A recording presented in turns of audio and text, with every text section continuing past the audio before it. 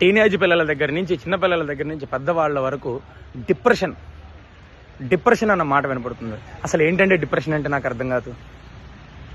చిన్న పిల్లలకు కూడా డిప్రెషన్ అన్న మాట వినపడుతుందంటే తల్లిదండ్రులు మీరు ఏం పెంచుతున్నారండి? వాళ్ళల్లో ఆత్మస్థైర్యాన్ని నింపాలి. పిల్లలలో నూరిపోయాల్సింది ఆత్మస్థైర్యం. చదువుతో పాటు వ్యక్తిత్వం చాలా ఇంపార్టెంట్.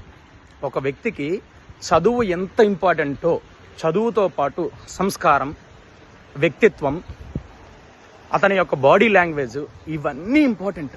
ఇవన్నీ పేరెంట్స్ వాళ్ళకి ప్రతి దశలోనూ వాళ్ళని కరెక్ట్ చేసుకుంటూ రావాలి.